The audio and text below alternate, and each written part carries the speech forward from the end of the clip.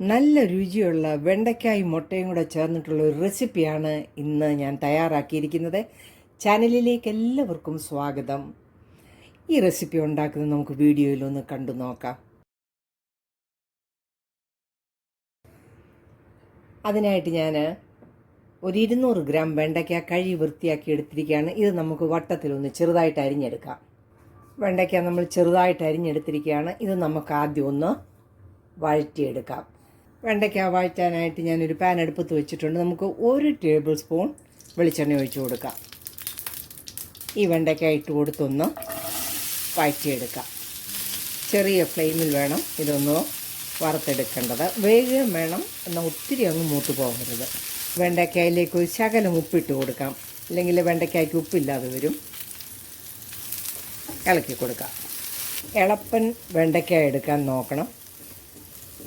മൂത്ത വെണ്ടയ്ക്ക ആണെങ്കിൽ ഈ ടേസ്റ്റ് ഒന്നും കിട്ടുകയില്ല. ഇപ്പോൾ ഇതിനാവശ്യത്തിന് ഉപ്പും ഇതും എല്ലാം പിടിച്ച് വഴറ്റിയെടുത്തിരിക്കുകയാണ്. ഫ്ലെയിം ഓഫ് ചെയ്ത് കൊടുത്തിട്ട് നമുക്കിത് പാത്രത്തിലേക്ക് മാറ്റാം. ഇനി നമുക്കൊരു ചീനച്ചട്ടി വെച്ച് കൊടുക്കാം. ഇതിലേക്ക് 1 ടേബിൾ സ്പൂൺ എണ്ണ ഒഴിച്ചു കൊടുക്കാം. എണ്ണ ചൂടായിട്ടുണ്ട്. ഒരു മീഡിയം സൈസ് സവാള ചെറുതായിട്ട് അരിഞ്ഞിട്ട് നമുക്ക് വഴറ്റാം.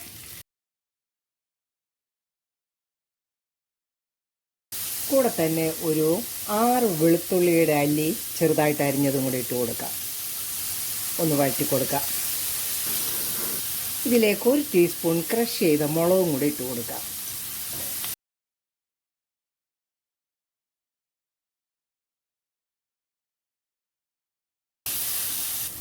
ഒരു 1/4 ടീസ്പൂൺ മഞ്ഞൾ പൊടിയും കൂടി ഇട്ട് കൊടുക്കാം.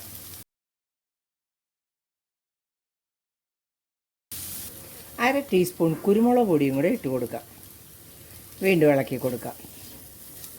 ഇതിലേക്കൊരു ചെറിയ ടൊമാറ്റോ ചെറുതായിട്ട് അരിഞ്ഞതും കൂടെ ഇട്ട് കൊടുക്കാം. ഇളക്കി കൊടുക്കാം.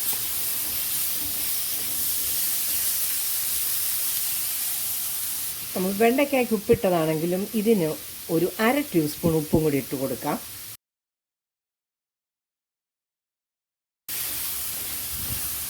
ഫ്ലെയിം കുറച്ച് വെച്ചുകൊണ്ട് നമുക്ക് ഈ ടൊമാറ്റോ ഒന്ന് നന്നായിട്ട് വേകാനായിട്ട് അടച്ചു വെക്കാം. നമുക്ക് ടൊമാറ്റോ ഒന്ന് വെന്തോന്ന് നോക്കാം. ടൊമാറ്റോ നന്നായിട്ട് വെന്തിട്ടുണ്ട്.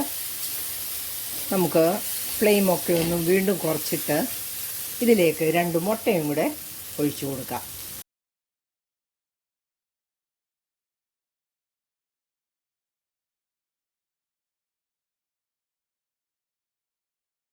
നന്നായിട്ട് ആ മുട്ടയൊന്ന് വറുത്തെടുക്കാം. മുട്ടയെല്ലാം നന്നായിട്ടൊന്ന് വരട്ടിയെടുത്തിട്ടുണ്ട്. ഈ സമയത്ത് ഇതിൻ്റെ ഉപ്പെല്ലാം ഒന്ന് നോക്കണം.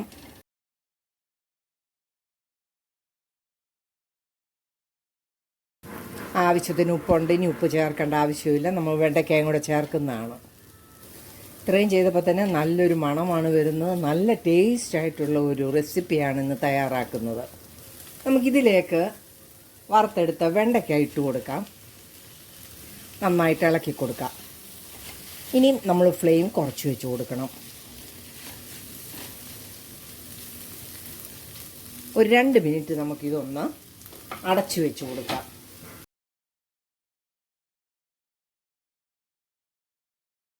ആ വെണ്ടയ്ക്കയൊക്കെ ഇട്ടപ്പോൾ നല്ലൊരു മണവും. ഇത് മാത്രം മതി ചോറിന് കറി. അത്രയ്ക്ക് ടേസ്റ്റാണ്. എല്ലാവരും ഒന്ന് ട്രൈ ചെയ്ത് നോക്കണം. വീഡിയോ ഇഷ്ടമായാൽ ചാനൽ ലൈക്ക് ചെയ്ത് സപ്പോർട്ട് ചെയ്യാൻ മറക്കല്ലേ. നല്ല വീഡിയോയുമായിട്ട് വരുന്നത് വരെ ബൈ.